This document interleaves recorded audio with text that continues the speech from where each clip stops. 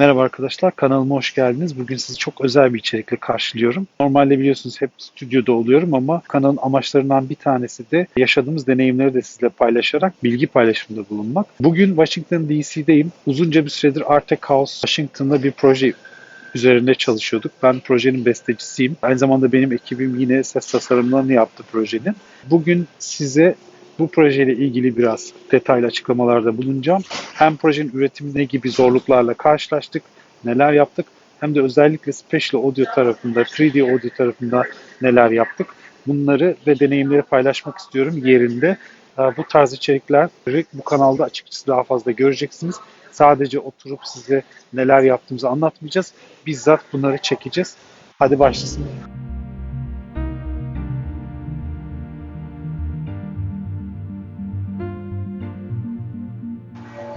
Arkadaşlar tekrar merhaba. Havalimanından sonra otele geldim, yerleştim. Burada beraber çalışacağım sanatçı arkadaşlarımla tanıştırdılar beni. Bir kısmı Amerika'dan, bir kısmı Amerika dışındaki ülkelerden geliyor benim gibi. Bu videolarda bu aslında yolculuğu iki videoya bölmek istedim. Çünkü bir tanesini daha çok yaratıcı içeriğin nasıl üretildiği, ne yaptık, nasıl çalıştık, görsel sanatçılarla nasıl çalıştık, remote bir şekilde uzaktan bağlanarak nasıl çalıştık, bunları ayrıca bir video yaparak bahsedeceğim. Ama özel bir konu için daha özellikle bir video daha çekmeye karar verdim. Spatial Audio, 3D Audio konusu. Bu konu biliyorsunuz son dönemlerde dünyada bayağı hype olmaya başladı ve çok fazla uzmanlığı da bulabildiğiniz bir alan değil. Açıkçası ben de çok deneyim olan birisi değilim bu alanda.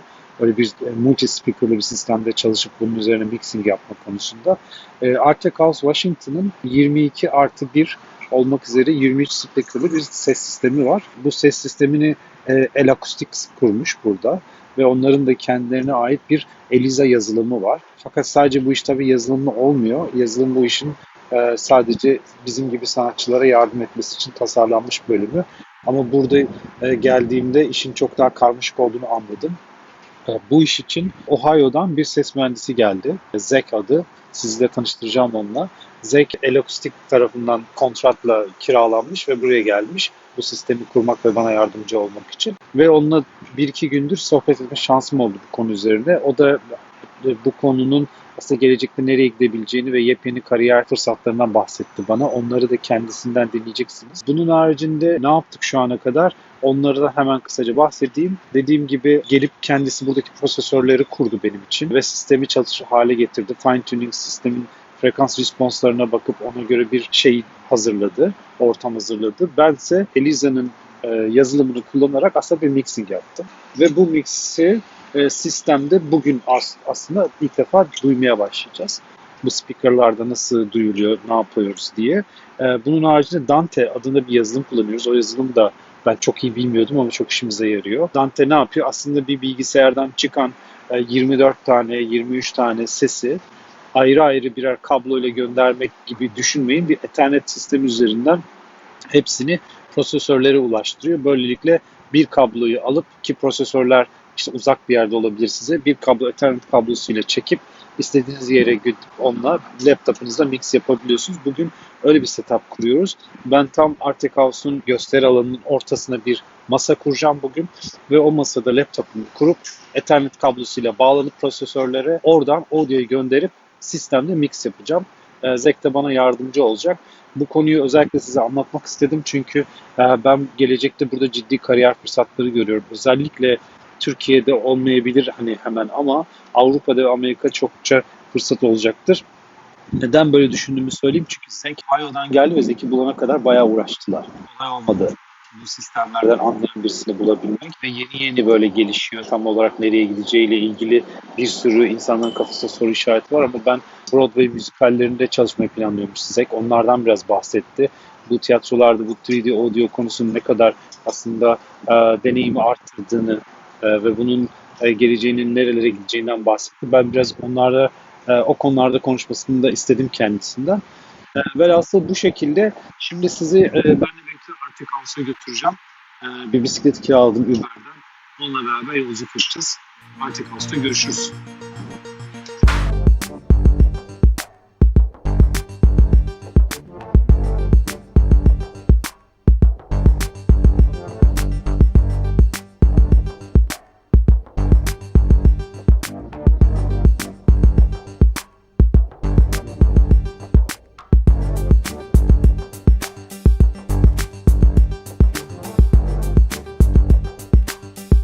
Arkadaşlar Tekas'a doğru geldim. Bir kahve aldım. Size şöyle çevresini göstereyim. Burada birçok otel var.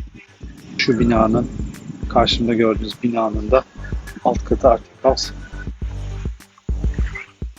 Hadi gelin oraya doğru gidelim ve mix'e başlayalım Zek'le. Sizi tanıştırayım. Onunla da böyle küçük bir video çekelim. Biraz bu alandaki kariyerinizi nasıl geliştirebileceğinizden de bahseder. Ben çok önemli buldum açıkçası. Bundan sonraki gelecekte çokça duyacağımız özel bir alan. Gerçekten mühendis yok. Pek ses mühendisi, o yüzden de yakında aranan bir özellik olacak her yerde.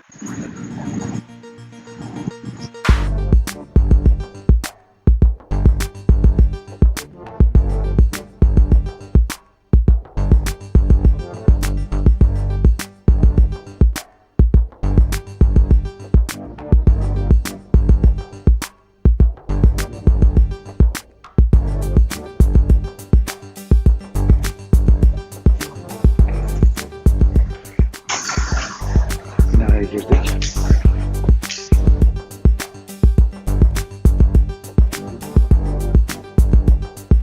Şöyle beraber alana girelim.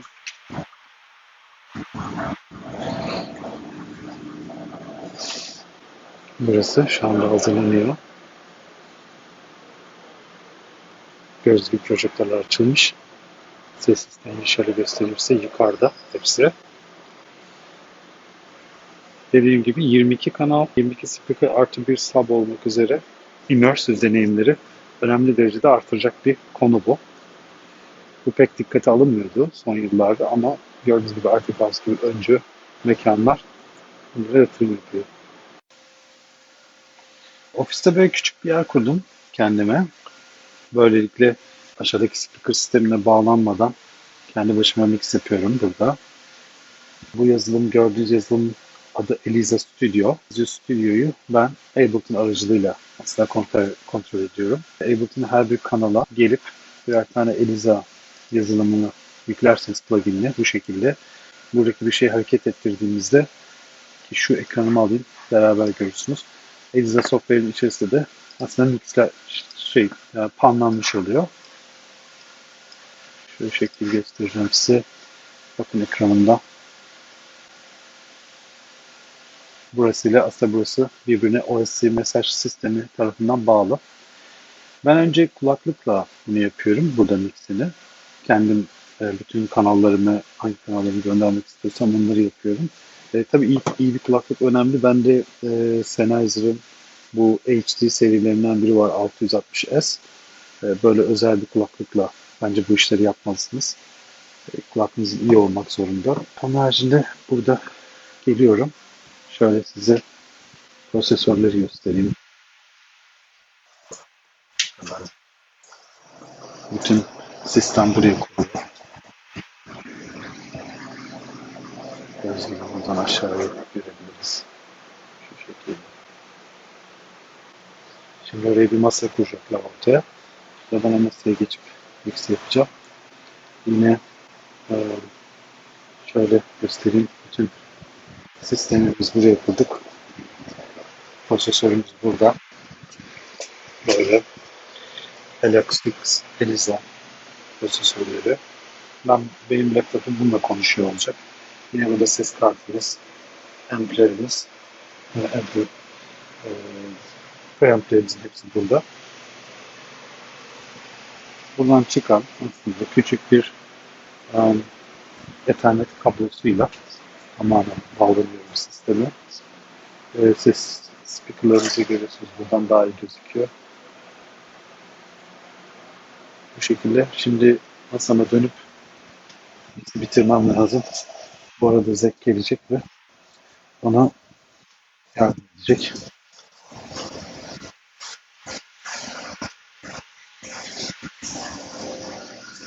Okey. Mix zamanında görüşürüz. Evet arkadaşlar, şimdi alandayım. Çok uzun bir çekim de yapamayacağım ama size şöyle göstereyim. Tam ortaya geçtim kendim. Yanımdaki Zek. Special Audio Mixing'ini beraber yapıyoruz. Sistem burada gördüğünüz gibi. Aslında size bir önceki bilgisayarda gösterdiğim gibi burada gördüğünüz gibi bütün speakerları görebiliyoruz, kontrol edebiliyoruz. Sistem yukarıda. Biz de tam sweet spot noktasında yani center'da oturmuş durumdayız. Şöyle göstereyim size. Şu kabloyla Ethernet kablosuyla aslında audio'yu yukarıda arkamda bulunan yere taşıyoruz. Basically, I want to speak about you. Where are you from and what's your job? Okay. My name is Zach Ivans. I'm from Cincinnati currently, and I do spatial audio, sound design, and system engineering. Okay. What is a spatial? So spatial audio, really what we're talking about is object-based mixing. So instead of thinking channel by channel, you start thinking object by object. So for example, in this room, we have 23 speakers all around the room. And then we just feed multi-channel audio into the system and can move that around virtually in the space. So instead of having to assign a channel to a speaker, you just take all of your audio in and then mix it all around into a three-dimensional space, and the processor handles outputting that to the different speakers as necessary. Okay, about spatial audio, what kind of softwares are you using for this? So in this installation, we're using L-Acoustics ELIZA, which stands for Immersive Sound Art. Yes, so we have an ELIZA processor in-house doing the live side processing things, but for pre-production and small production, there's ELIZA Studio, which currently runs on Mac and will soon be running, I believe, on Windows. And it basically allows you to mix into binaural or up to 12 output channels if you have a small studio in your house. So you can do all of your work remotely and walk into a space and then drop a file and do some final mixing in-house. I want to ask you about that. Why did you choose specifically spatial audio in your career? I was fortunate enough early on to start experimenting with spatial audio in 2011. And then as the technology progressed and it became more viable for live events, hearing a spatial audio system and then implementing spatial audio systems specifically in the theater, which is my main background, it just increases resolution and definition so much compared to traditional LCR or stereo audio. It's really like coming from 720p to 4K, basically, for audio. Okay, last thing, how people can follow Instagram? So I have an Instagram that I haven't posted much on. It's ZRIVANS. And then I'm also on LinkedIn and Facebook, Zach Ivans, ZACHIVANS. I think we will put your links down the video. Okay. Thank you. Sounds good. Thank you. Arkadaşlar tekrar merhaba. Zek'le yaptığımız röportajın arkasından birkaç gündür çok yoğun çalışıyordum alanda. Bu tarz yerlere geldiğiniz zaman aklınızda olsun. Her zaman buralarda hiçbir şey yokmuş gibi hareket edin. Nasıl olsa büyük bir yer, ben gittim orada kesin şu kabloyu bulurum, bu kesin vardır gibi yaklaşmayın, büyük bir hata olur. Zek bana bütün sistemi routingini yaptıktan sonra, sinyali aldıktan sonra biz bırakıp gitti mix yapmam için. Ben holün ortasına oturdum ve 3 gün boyunca orada mix yaptım. Multi-channel speaker'da. Burada 22 artı 1 23, yani subwoofer'la beraber 23 speaker var. Benim de elimde birçok kanal var. O kanalları bu speaker'larda nasıl iyi duyulacak, nasıl yerleştirebilirim diye birkaç gün boyunca test yaptım. Ama tabii bu hani testleri kulaklıkla da yapıp birazcık daha bu konuları anlayabiliyorsun. Tabii alandaki gibi olmuyor ama bu routing işi, yani bu sistemden sesi çıktım, oraya gönderdim, oradan geri geldi falan kısmı biraz sıkıntılı. Ben orayı böyle anlatmak istiyorum size. Şöyle oluyor aslında. Benim bilgisayarımda ben ELIZA Studio'yu kullanıyorum. L-Acoustic'in kendi yazılımı bu. Şunu yapıyor arkadaşlar. Sizin speaker'larda mix yapmanızı sağlıyor. Ve bu da object based bir altyapısı var. Bu objeler sayesinde bu objeleri hareket ettiğini de görebiliyorsunuz zaten. Siz mixinizi harekete geçirebiliyorsunuz. Ben şimdi şöyle kamerayı çevireyim.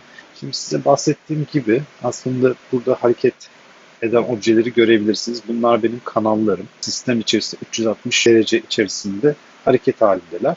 Şimdi buradan gördüğünüz gibi şurada bir Ethernet kablosuyla çıkıyorum buradan.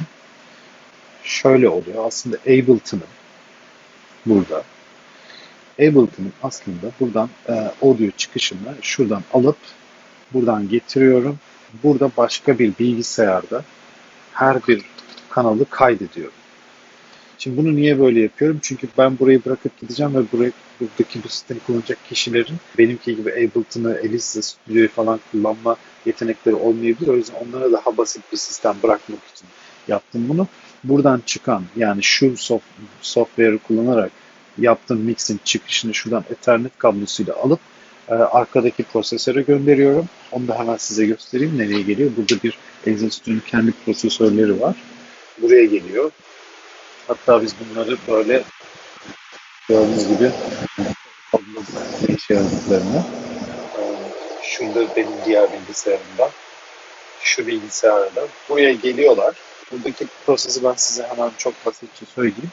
Benim laptopumdan çıkan ses buradan gelip prosesöre geliyor. Ben de prosesörden speaker'a giden sesi aslında kaydediyorum burada. O yüzden burada toplamda kaç kanal olmuş oluyor? Doğal olarak 23. Çünkü benim 23 speaker'ım var subwoofer'la beraber. Ben aslında araya bir kısa devre yapar gibi araya girip speaker'a giden, buradaki prosesörden speaker'a giden sesi Ableton'a tekrar kaydediyorum. Böylelikle ne yapacağım? Sonra orada küçük bir kablo değişikliği yaparak bu Ableton'daki kanalları da tekrar aynı speaker'lara route ettim. Böylelikle bu Ableton'dan çıkan sesler speaker'a doğrudan gitmiş oluyor ve biz elimizde 23 kanallı sanki bir proje varmış gibi bu projeyi aslında playback ederek çalmış oluyoruz. Ama iş aslında öyle değil. Yani buradan baktığımız zaman benim burada birçok kanalım var gruplar içerisinde, Ableton grupları içerisinde. Şuradan zaten objelerin hareketinden de biraz takip ederseniz görürsünüz. Nasıl aslında otomasyonlar yazılıyor. Burada yazılan otomasyonları ben direkt software üzerinden yazmadım. Kendim Ableton üzerinden yaptım bunu. Bu software'ın aynı zamanda bir de plugin'i var. O plugin'i Ableton kanallarına atıyorsunuz ve Ableton'dan direkt otomasyonlar yazabiliyorsunuz. Bu da tabii çok kolay yapıyor işi. Şimdi gördüğünüz gibi şurada kanallarım var üstte. 23 kanal. Bu 23 kanal şu anda dediğim gibi Dante adını verdiğimiz bir yazılım sayesinde, çok pahalı olmayan bir yazılım. O yazılım sayesinde buradan direkt prosesörleri gönderebiliyorum. Ethernet kablosuyla. Dediğim gibi burada prosesör. Hemen şöyle prosesör gösteriyorum size. Bu gördüğünüz gibi Elisa prosesörleri. Aynı zamanda biz burada preampler ve RMI ses kartı kullanıyoruz. Şimdi ben burada recording işini şurada gelen şu anda recording yapıyorum. Speaker'ları kaydediyor. Bu recording değil. Aslında bu bizim şu anda Ableton'umuza gidiyor yani oradaki. Birazdan bu kabloyu buradan çıkaracağım. Ve burada şöyle gördüğünüz gibi eklediğim speaker'ı buradan da aynı zamanda ya bu bilgisayara kaydettiğim için Ableton'da bu bilgisayarda olduğu için direkt playback yaptığım zaman bunlar da speaker'lara gitmiş olacak. Çok kompleks mi? Yani biraz kompleks bence. Ama çalışıyor mu? Süper çalışıyor. Hiçbir arıza vermedi şu ana kadar. Her şey yolunda gidiyor. Şimdi bu multi-channel sistemler her geçen gün bence hayatımızda çokça göreceğimiz bir şey haline gelecek. Bu alanda profesyonellik kazanmak ya da bu alanda bilgi birikimi kazanmak bence çok çok önemli ve değerli olacak. Size şöyle holü göstereyim. Tam olarak o ortada. Şu an temizlenen yerde oturdum ben 3 günü. Orada geçirdim. Ve speakerların tam ortasında, sweet spot noktasında.